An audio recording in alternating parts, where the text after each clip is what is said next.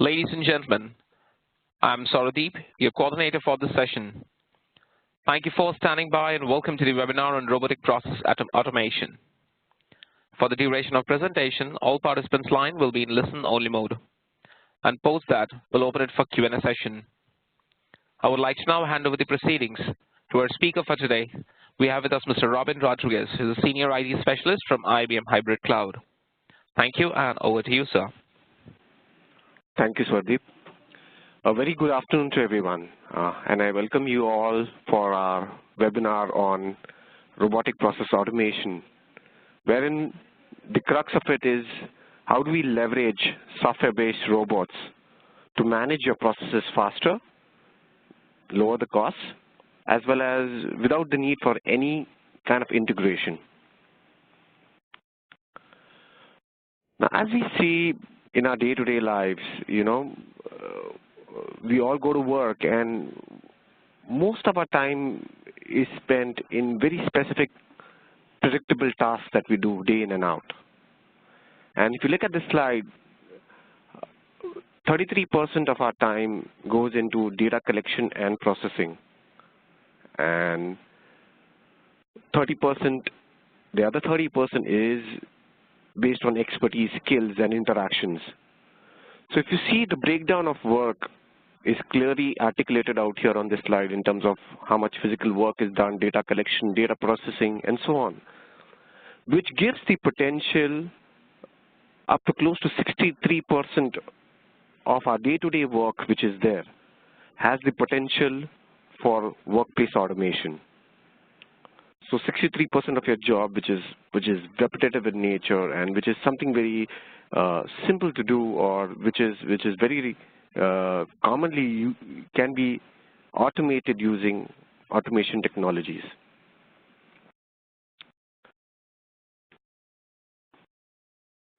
Now, what if we could provide you with a solution which could automate human activities? That technology which was not available in the past, So we all know that we had integrations as a mean between two systems to automate a lot of work. But now we have a new way to do things. And before we even get there, we need to understand how typically we function in our day-to-day lives. When we go to office, today's workforce primarily would do certain specific tasks in office. They would think, they would analyze, and probably just go out for a coffee break. Now, extending the same thing in the RPA world, in the context of a digital workforce, a robotic process automation would typically replace whatever a human being can do. Of course, it doesn't have the ability to think and act like a human being, but anything that is repetitive in nature or mundane is something which the robot or the RPA can do. Now, this RPA can be then used in conjunction with cognitive technologies, which will mimic the way even a human being can think. And of course, then analysis part using business insights. That forms the digital workforce. Today, our focus is only on the RPA portion, wherein we are just going to look at how RPA can add value to the tasks that we do in our day-to-day lives.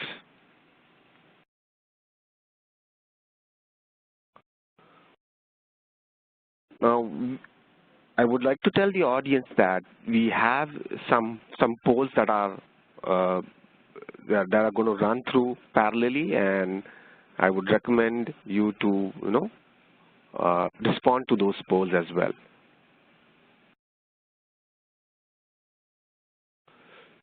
Now, if I have to define in a nutshell, robotic process automation enables companies to easily, like I said, automate repetitive, mundane tasks. Now, the idea is not to take people's job away. The idea is to free up the employees so that they can do more of a value work, more in terms of using their capabilities and skills. rather than something that is a no-brainer to do, right? Something that is repetitive and no-brainer to do. Do away with that. Let the bot do that. And the more intelligent or the thinking tasks which are there is something which will rely humans to do. Now, how does that work? Bot simply replicates the actions whatever the human being is performing at the user interface level. So the clicks and the keystrokes are captured, and the bot will behave perfectly in that fashion. So it works at the UI layer, and it will just replicate whatever the human being is doing on a desktop or a laptop. So that's the advantage. Since it works at the UI layer, there's no kind of integration logic that is required over here. So whatever is recorded or whatever is captured is something, it works. So you don't have to make any change to your existing systems. So the robot will seamlessly work the way just the human being has been working till date. So no changes to systems or interfaces is required. In fact, no integration is required. It reduces basically a civil chair, integration. So typically we've seen very much in many organizations the civil chair integration, right, wherein data from one system is just dumped onto another system, and typically a human being does that. And my whole premise is, why use humans to do such kind of a mundane job, which can be easily done by bots. Another very key important area is, while bots can help you do all of this, they are much faster and efficient. And of course, they don't need coffee breaks. So that's the advantage of, how RPA that brings in. Now let us take more examples, and we've all known the physical robots which are used in manufacturing or in assembly lines, right? So it pretty much does all the job. Similarly, a software-based robot is no more different than a physical robot. What it can do is it could log into systems, remote systems. It could, like log into a WebEx or a screen share or remote desktop. It could do all of that. It could navigate just the way you navigate, open up an application or a browser. It could capture screen information which is there, copy data, punch in data, do data entry. So every action that a human being can perform on a laptop, on a desktop, is something the bot can also do, the same kind of interaction.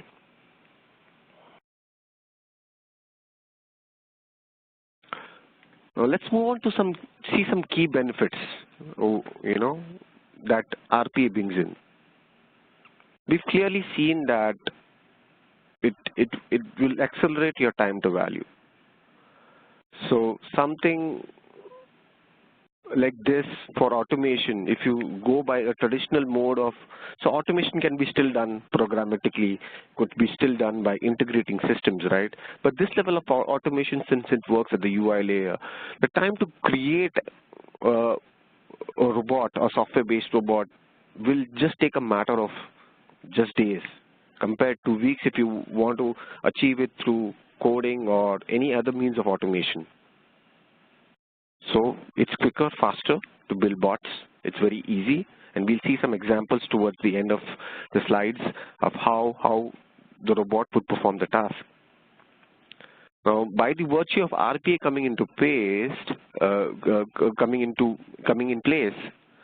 it will reduce the human error quotient which is there. We've typically seen in civil chair integration models or many other scenarios where a human being is performing tasks, copying data, is prone to error, right? So that completely is reduced to a great degree. Increased throughput, because a robot can work 24x6, without being tired with the same level of efficiency as what it started, right? So the increase in throughput is a clear cut area. And of course, it helps reduce development cost. Since building robots is much simpler than doing things programmatically or building complex integrations, right? So it surely reduces the time to development costs as well overall. Now, how does that happen? And let us see some brief examples of that. So typically, if you would have, if you look at any activity or any task that a human being does, if it can be put in a pictorial format, typically human beings would perform some activity, let's say fill in a form, and then submit the form. Once the human hits the submit, it will probably push the data into a core system at the back end. So there is a system task and the human task, which is there. Now, where the bot comes in is specific areas wherein the task of like doing a data entry, instead of human being doing it, the bot can do it, right? Other tasks would still remain the same, but certain key tasks which are very much repetitive, which doesn't require human intelligence per se, is something which are easy targets for robotic process automation.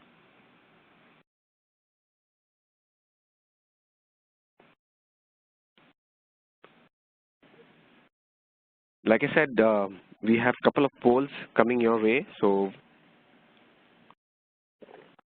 just make sure that you respond to those polls as well. Now let us look at what are the other value that an RPA investment brings in. One is we already discussed. It's not just a one-to-one comparison to a full-time agent. It actually, like I said, brings a lot of value, and the same labor can be used to fulfill much more higher value tasks. So, you know, a person's time, I have seen in many organizations, sometimes one example could be generating an end of day report. Now, it's not that an employee is on payroll just to generate the reports. That's an added activity, any which ways that is given to him. Now, this burden can be taken out from him and a robot can do, while the human being probably could perform some other activity or may just, go home early, rather than sitting towards just till the end of the day just to generate the reports once other people have left, So, of course, it improves profitability and cost. In terms of efficiency, I already mentioned bots work more than, they can continuously work for 24x6. And then on an average, a bot works almost 5 times the speed of a human being. So they are 5x faster. So the same amount of work which a human being would have taken X amount of time, the bot can do it 5 times faster. So you as an organization can do much more, process those invoices much faster, process those orders much faster, process things much faster using a bot.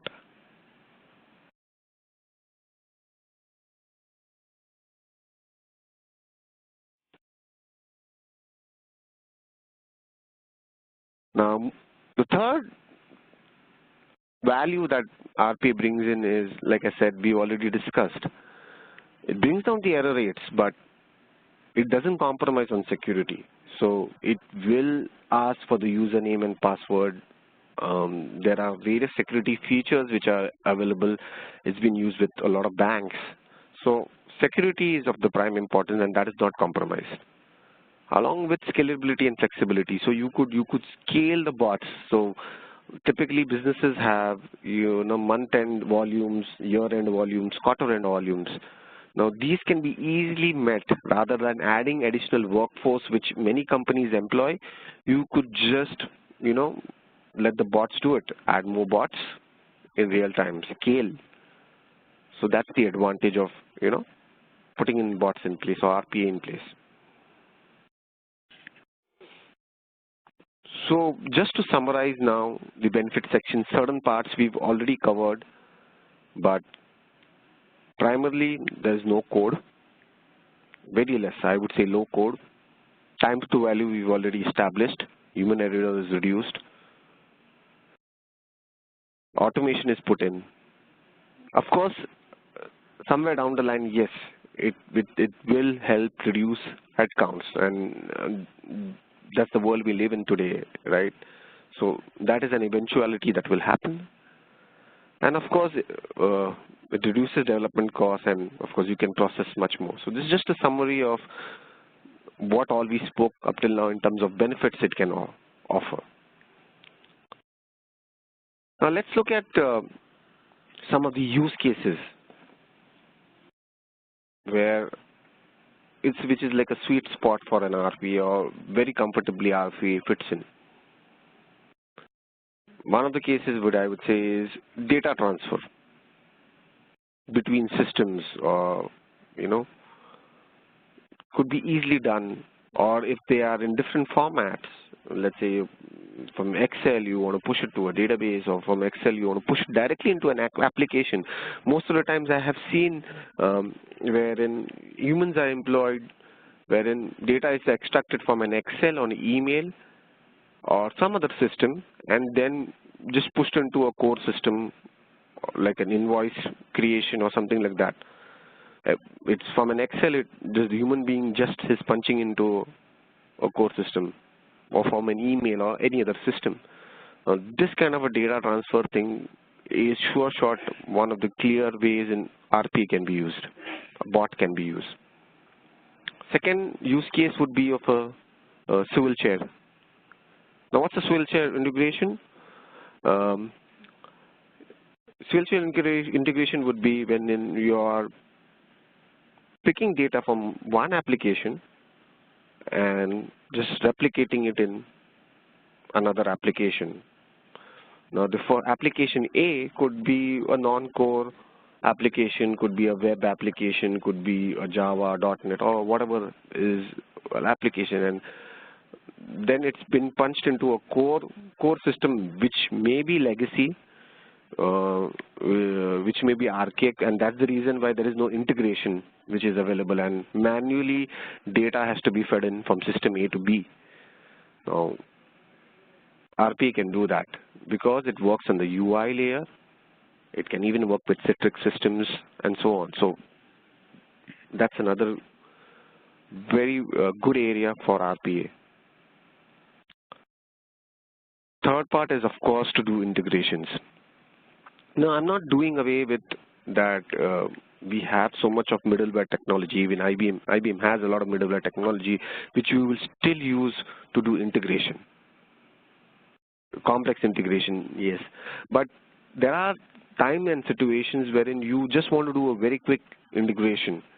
And there, in those situations, you could use RPA, because the time to configure a bot to do integration without code versus development, testing, and so on, it would be much easier to do it with an RPA. I'm not taking away that, yes, complex integrations would still need a middleware framework, but yes, a certain very quick integrations is something RPA can really add value.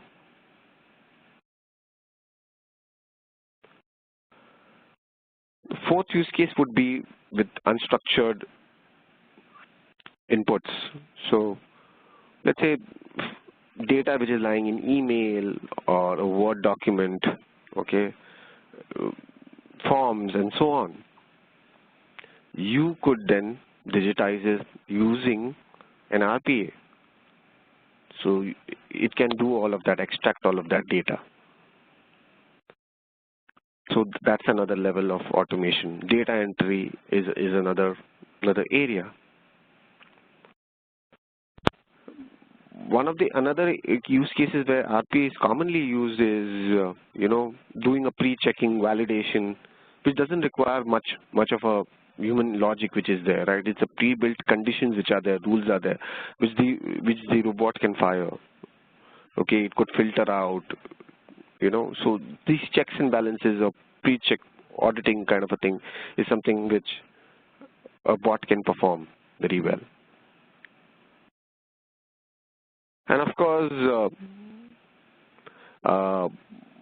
wherein you have this some functionality that is in the new system which is having missing functionality, that can be circumvented or turned or kind of a workaround using the bots.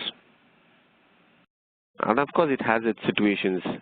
So these are broadly the use cases where we'll see some much more in detail. Some towards the end of my slide I have much more detailed use cases. These are more of a generic areas where RPA can be applicable. Now let's look at some of the examples so that you get the better grip on how an RPA works, or how a bot works. Now, one of the examples I want to take is, creating a sales order SAP transaction. So let's say we have a data which is lying in an Excel and you want to punch it into SAP, or the data could be in some other application. It could be in an email. Let's say you received an order information over email and that needs to be punched into SAP. So any of these scenarios. So you've configured the bot to wake up say 9 a.m. in the morning as your emails arrive or the Excel sheet arrives, right? It would wake up, see that an order needs to be created, and in this scenario it's another application, web application, in which the order information is already there. Maybe it's a CRM or it could be a invoicing application, and this information has to flow into the SAP. So the robot just wakes up, opens up the order information and just copies it into the SAP, makes the relevant entries, just like how you human being would do. And what it would also do is, once the order is created in SAP, the reference number can be pushed back into the system A or the web application which is there. So this is a one clear area example of how RPA works live in action. Benefits, of course, faster, without errors, without any supervision. So that's an advantage, and it's going to be bang on all the time. A second example I would take from more from a BFSI or banking perspective. Now, similarly, we all know that we have core systems again in banks and financial institutions. Now, of course, the entire end-to-end process is not something which we are looking to automate using the bot, but there are bits and pieces or sections.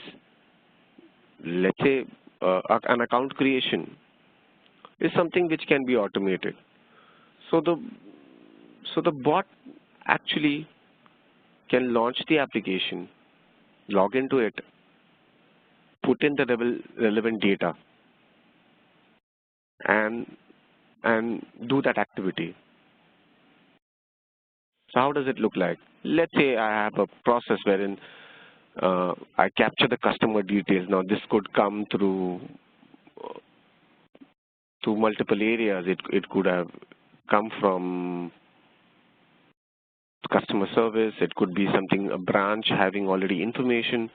So we have that information. And certain specific areas of this process, like creation of accounts, activation of accounts, which is something which is a no-brainer, which doesn't require human intelligence, or updation, is something which we are leveraging the bot to do. Of course, we would call on some integrations as well. So the integrations are also there, right? Like rules being called out or some validation logic being there. These would still happen the way it happens, but certain very key tasks is something which earlier a human being was doing, now a bot can do. So we are not replacing the system tasks. We are just replacing whatever the human beings' repetitive tasks that were there are now moved to the robots. There may be one or two tasks still, activities still which a human being may perform, which requires the human intelligence. But the repetitive ones are clearly which can be done away and given to an RPA. So the example goes by, the robot again wakes up, opens up the web application and then starts putting in information into the core banking system. And again, the reference number can be moved back and forth. So this is something without the need to have an API or any two systems are getting integrated without the need for actual integration be put into place or APIs being exposed. So just the way a human being would do. And of course, the bot does it. Now, I have some more examples which are there, but just moving slightly in a different direction. It's not always that you will just use an RPA just from a pure play automation perspective. You may have to use some associated technologies as well. So RPA would very seamlessly work with a lot of the larger IBM ecosystem which is there. So one is the business process management solution. So RPA can closely work with a BPM solution. It could trigger, a bot could trigger a process or a process could trigger a bot. Either ways, some parts of the process could be automated using a bot. So that these are areas of value. Rules, the IBM ODM rules engine. So the bot would again trigger a rule, or the rule triggers a bot. So there are multiple things. Of course, cognitive services from Watson can be leveraged. So typically, the RPA can extend up to each of these,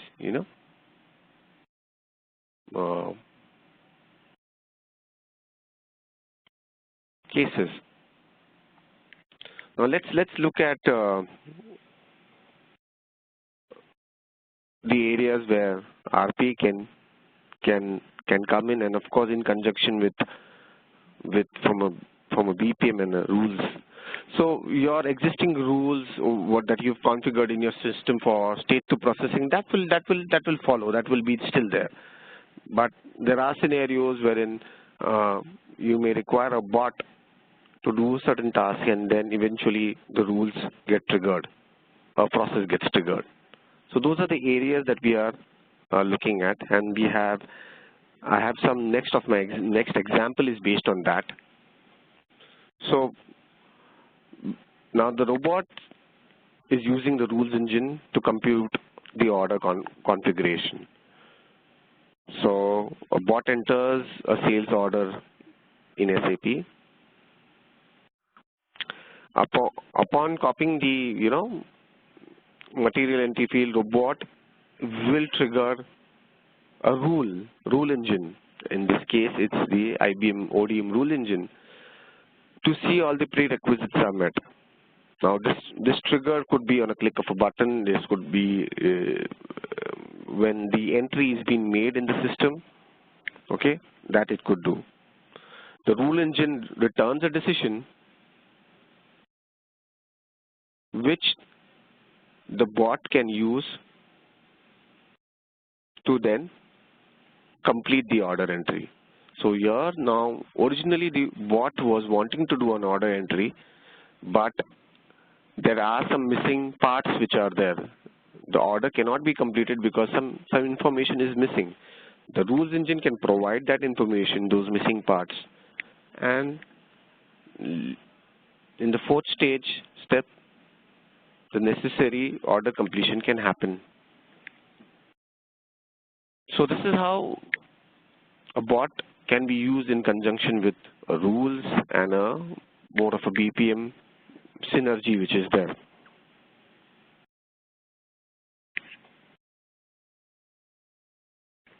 I have another example, and this is again just extending. So there is some data which is there in Excel, which I had discussed earlier, and the robot can pick up the data from the Excel, push it into kind of a legacy Java swing application. It can launch all of that. So it can work on various technologies. It doesn't matter it's a Java-based, swing-based application, is it a web-based application, is it a Microsoft Excel. To the bot, it's very agnostic. And believe me, it doesn't require any kind of coding to make this robot work. It's just configuration.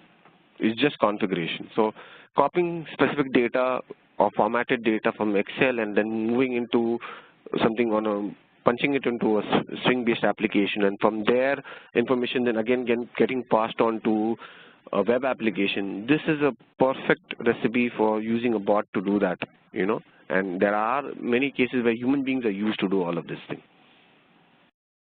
So this is another complex example where multiple systems are involved and bots are still there. Without the need for any integration here, I have almost integrated 3 systems together.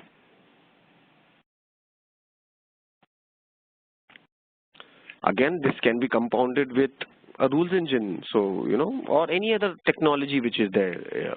So, right, so it can make calls to the rules or the BPM system, and it would still work the way it is. So it doesn't matter what the underlying technology is there, but this is how the bot works. Now let us go under the wraps and see, you know, what are the other features. We've understood broadly what the bot could do, and we saw some use cases which are there. Of course, we've clearly outlined the advantages of an RPA investment which is there. So let us see under the wraps what is there. So how typically will you configure a bot? So what we provide is something which we call as a recorder. A recorder is nothing but like a recording tool which will record whatever action a human being performs. Let's say if you click on a particular application or a button, that gets recorded. Your keystrokes also get recorded. So one time a human being will be asked to perform his task, and we will just record it using the various recorders which are available. And we'll see what each recorder does, but broadly the recorders will record the clicks, it will record the keystrokes, it will record, maybe do some screen scraping. It does all of that, all in one go. Now there are various recorders available. One is something that is smart recorders, which primarily works on most of the technologies, right? .NET, Java, Flex, Silverlight, all of these technologies, it can seamlessly work. A web recorder is the one we use when we are using web applications. So there's a different recorder. And task editor is typically if you want to manually create everything, you know, from a scratch. So these are 3 the tools through which you will train the bot or configure a bot. Now when we record something, what happens is, as I had mentioned, you will be able to see each and every activity that is being performed. So if you clicked it, you've entered some data, everything gets captured, and you'll be able to see that and read that in a simple English-like language. You can actually read through and say, oh, this is the task. So it kind of, the recorder will generate this kind of an action list. Now you can tweak it, because let's say you want to put in a loop. That is, you're reading an Excel file and you have opened up an Excel file. Now you can run it in a loop so that each row is read, and then that information is pushed into some other system. So on the left hand side, if you see, there are some commands. We have close to some 500 odd commands which could range from working with Excel, file folders, looping in, connecting to a database, putting in delays, reading an email. So there are some 500 odd commands which you can use to pretty much all your needs, and all you have to do is drag and drop, and that's it, and configure. So no coding here involved, just drag and drop. This is after you've done the recording. So recording would set the initial, tasks which are there, and then you can configure certain things where you want to add a delay or repeat the task over a period of time. So those kind of controls, or maybe it requires a database integration, you just drag and drop and do all of that. So exhaustive command library is there to meet all your needs. These are some more examples which are there. So you can have loops, you could call a REST service or a SOAP service, error handling can be done, systems could be managed, you could do encryption, many things. Citrix automation is also there.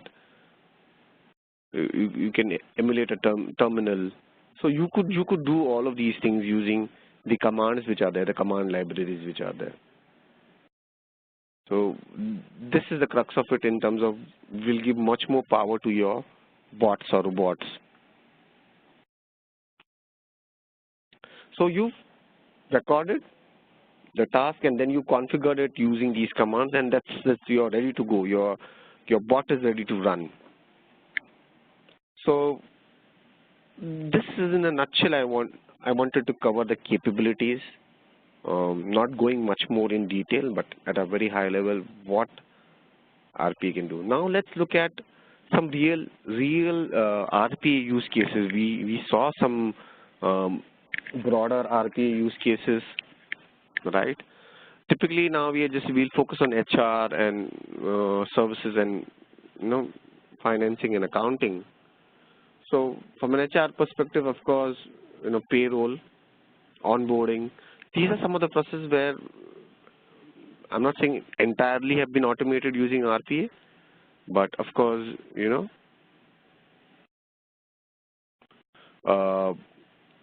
parts or certain specific steps can be automated using a bot. So onboarding, benefits administration, okay, and compliance reporting, various other things. Data entry to being the foremost, which is there. Of course, from a finance accounting side, order to cash, procure to pay, these are standard processes, and I'm saying these will be still there in your core system, but parts of it could be automated using bots. Incentive claim, sale order, these are the areas, collections, these are the areas where we've already put in bots in place. Report generation, which I gave the example of end of day reporting or reporting, generating reports and sending out emails, right? Those are the parts of the process which you could just use the bot to do that. From an IT services perspective, again, installations can be done using a bot. So once you've configured, the bot can do the installation. It could transfer files, do the FTP for you. It could do some monitoring. So the moment, let's say, something goes in red, the bot could trigger certain actions and take some immediate emergency steps. So it could do that. Synchronizing, deletion, file management, email processing and distribution. So these are batch processing. This is all can be done using bots. Of course, it's no doubt that the bot can be used for Q&A. That's the original space where automation evolved from a testing perspective, right? So yes, it could do your quality QA testing, and of course it's already a proven thing. In terms of supply chain, yes, inventory management, work order management, returns processing, these are some of the areas where we see freight management. We've seen RPA bringing in a value. Now let us look at some more areas which are there, like contact center, right? In call centers, a lot of ERP automation. We saw the example wherein you have a swivel chair integration, wherein you need to put your orders in SAP, punch orders in SAP. You could do that. Data aggregation, which is the Excel, is a perfect example. We all live by the Excel, right? So there is so much data held in Excel, which then gets pushed into downstream systems. So this kind of an integration can be easily met using an RPA investment. So so these are some of the examples which are there. And of course, integration, yes, it does do integration, and like I mentioned, it is the primary idea is not to replace your middleware, but very quick integration between applications, and there are specific use case scenarios wherein you have a swivel chair integration or a data migration one time which you need to do, CSV imports you need to do. These are some areas where the bots can really do the job really well. And lastly, I would say that even though we've discussed so many use cases and scenarios, the one single mantra I would say would be where an RPA can fit in is anything that would cause rework, right? Anything that is repetitive in nature, anything that doesn't require human intelligence is a mundane thing, is the area where we should look for automation. That's the sweet spot. And that will add a lot of value to your investment. So that's where RPA can help you. So having said that, I'm almost towards the end of my presentation. And what I'd like to summarize is, that reach out to us in terms of if you found anything that is relevant and which would be helpful in your organization, reach out to us. We can help you with your RPA solution. And we've seen the benefits right from the start and the areas and the use cases. And if any of these use cases is something which you would like to explore, reach out to us and we can help you, kickstart on your RPA journey. We can present, we can do workshops in your organization. So do reach out to us with that. Having said that, I would like to open the line and for any questions that are.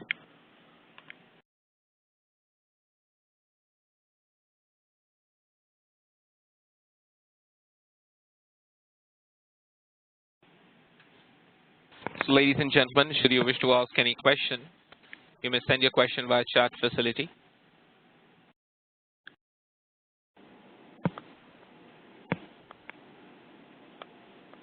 We already have few questions on the chat.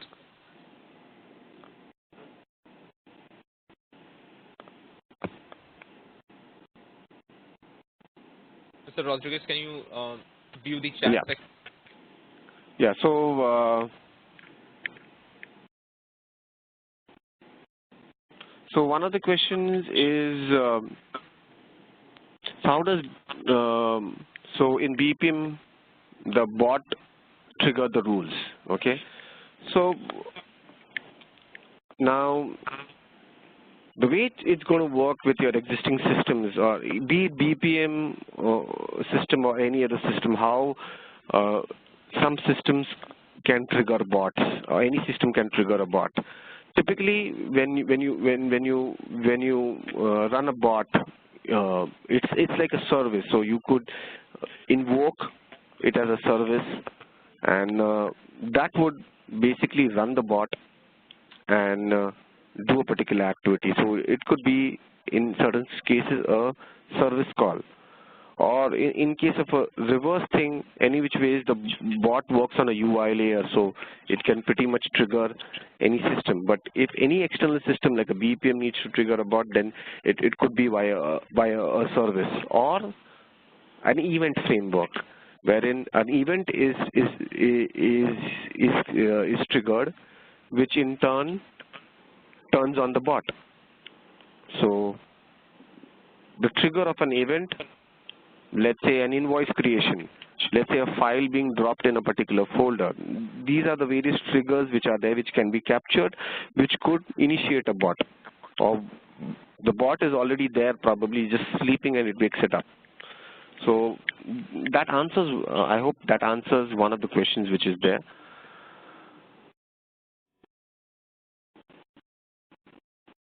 So another question was, are there different bots for insurance or account openings? So yes, so there aren't different bots. It doesn't. It's basically like just the way you have some people to do account opening and some people to do process, new business for insurance. That you may have separate teams, so you may have separate bots, but you can train the bots to do the same thing, just like how you handle human workforce, right? So in the same way, you could use bots. All that has to do is you have to use the record facility and train the bot, and that's it. Then the same bot could do an account opening in a bank, or the same bot could do a new business insurance processing. So that's how the bot, it all depends on how you configure the bot. Just trying to see if there are any more questions.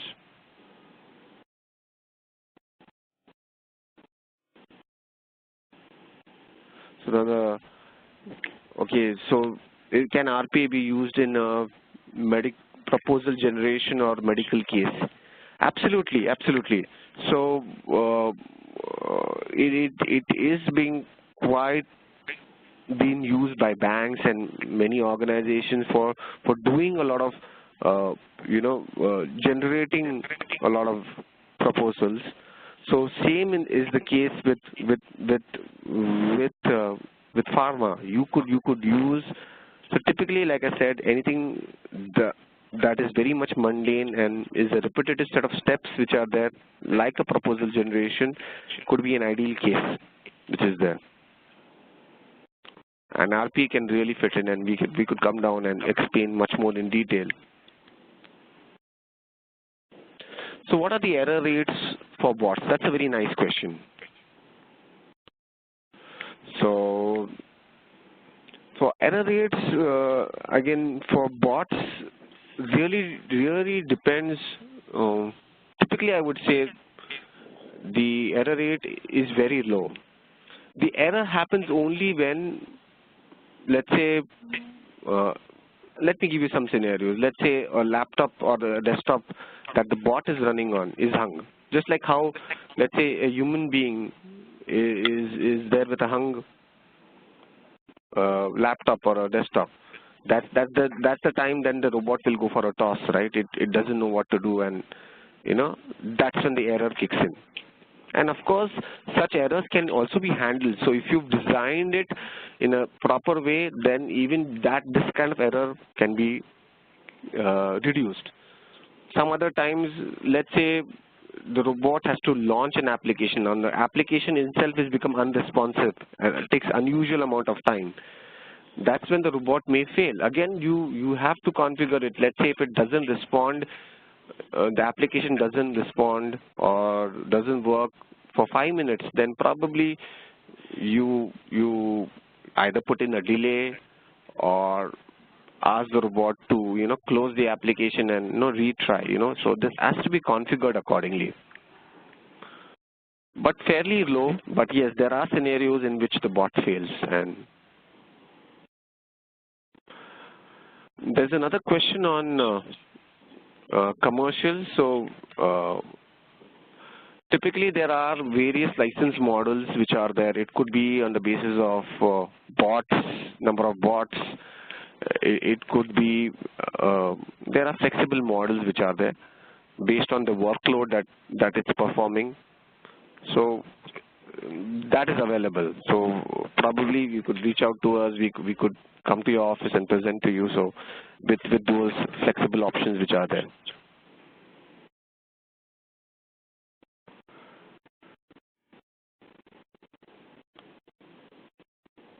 Now there is another question around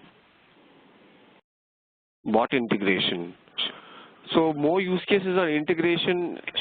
Actually, it depends, and I would say that if you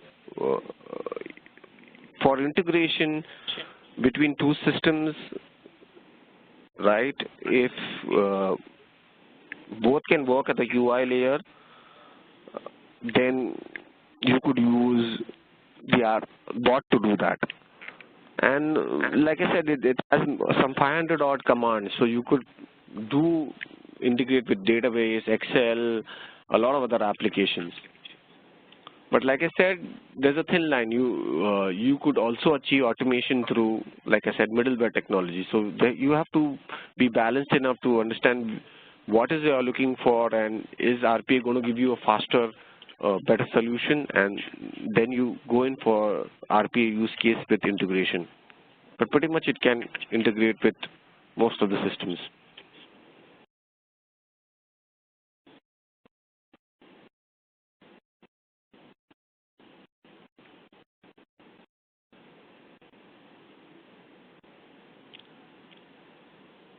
I'm just trying to see if there are more questions.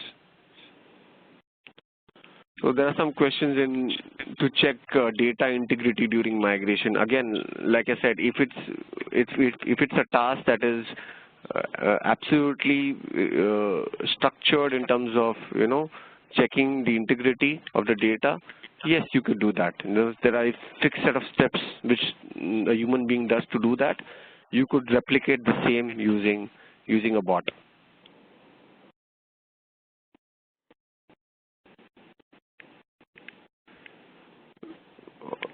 How expensive is a typical RPA system for processing sales order in SAP? It's not very expensive, and that's why RPA is kind of picking up. It's not a very costly solution.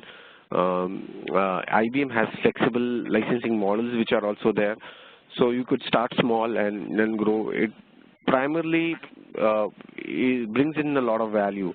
The idea is how much time you are saving and how much resource costs you are saving. If that is the focus, then your RPA return on investment is very quick. Within just a couple of months, you'll achieve ROI, and it's fairly it's not expensive as typical enterprise systems. So that's the sweet spot of RPA. It is not that expensive because it's just bots, and it can be started small. How will you summarize, this is a very interesting question, the evaluation of human versus bot in terms of cost, the valuation chart. So we have our own set of methodologies wherein we can arrive at, the ROI calculation, where this human being doing that job or a bot. But just to give you a simple thumb rule, right? A human being may do a task which is there. Let's say a data entry which is happening. The robot can at least do it 4 to 5 times faster. So that could be an easy thumb rule, right? So let's say if the human being is taking it 40 minutes to do that, so a robot will be able to do it in 10 minutes. So you are able to do more. That itself is a very thumb rule, 4 to 5 times faster. So that helps you achieve your ROI immediately. So that's a very basic thumb rule which is there. Of course, there are much more detailed and advanced evaluation criteria, evaluation charts which we have, which we can come and present to you. But this could be a very quick thumb rule for you.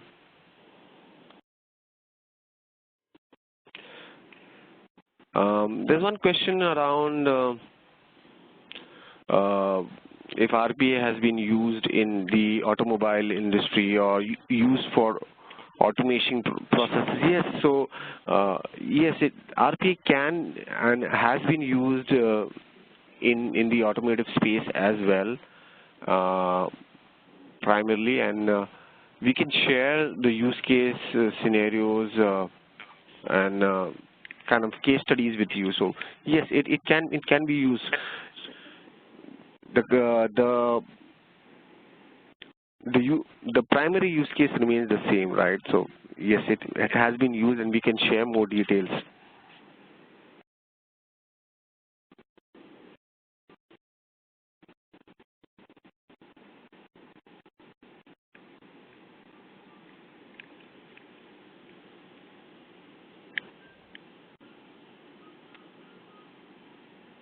I'm just looking at any more questions which are there.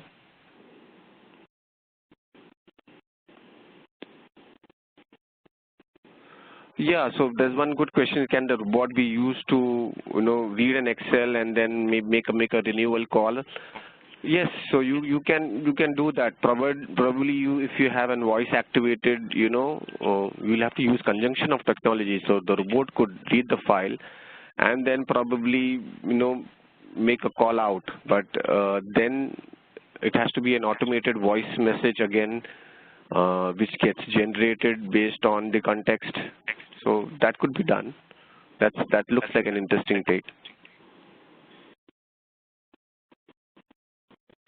So I think one question which is there on SAP is in compliance from a licensing perspective. Actually, I would never look at it in terms of saving license cost in terms of SAP or any other enterprise system. So let's not look at RPA or bot from that perspective.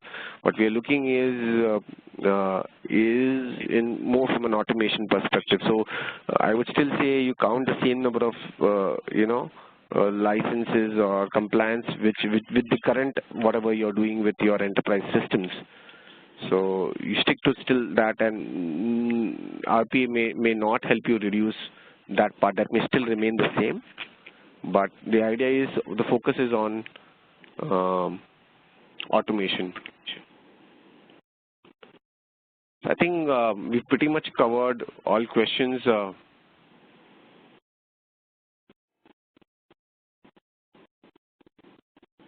Can you monitor one more question? I think the last question I can take is, can you monitor the performance and life status of bots? Yes, there's a complete command center or control center console where you could see what bots are getting executed, what is their performance, how much time it's taking. Everything is logged and it can be monitored. So that's available.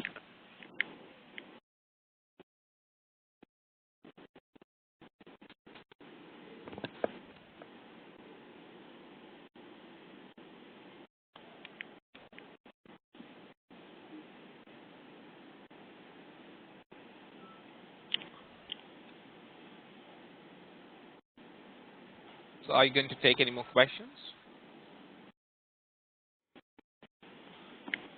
So another question, I think maybe one last, yes, what kind of backup support is there for bot design? Yes, so now the bots that are running from a command center. So you could replicate bots in case of failures.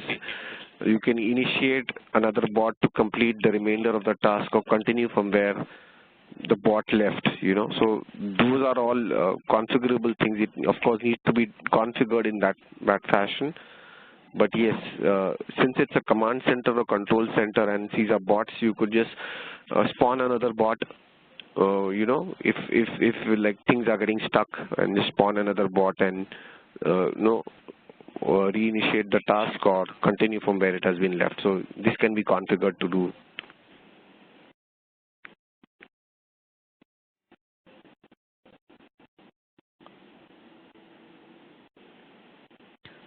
Thank you very much, Mr. Rodriguez. At this time, we have no further questions from the audience. Would you like to give any closing comments? So, most of you, I read that you want to have access to the presentation. What I would suggest is leave in your contact details, and we would reach out to you, maybe set up a meeting with your team so that we could present to you. So that can be something which can be worked out. And like I said, for RPA, the journey is very simple. Just look at something which is very mundane, repetitive, and that could be an ideal way to start your RPA journey. Having said that, let's collaborate and look at areas where we can work together on an RPA solution. So that's all for today. Hope you all have a great evening ahead. Thank you and goodbye. Thank you very much, Mr. Rodriguez. On behalf of Cybermedia and IBM, I would like to thank all the participants who joined us today. Hope you all have spent a useful time. Once the session gets over, there will be a small feedback form which will appear on your screen. We request you to kindly take a minute and fill up the feedback form for us. I would like to thank once again to all the attendees. Wish you all a great day ahead. You may all disconnect your lines now. Thank you very much. Thank you.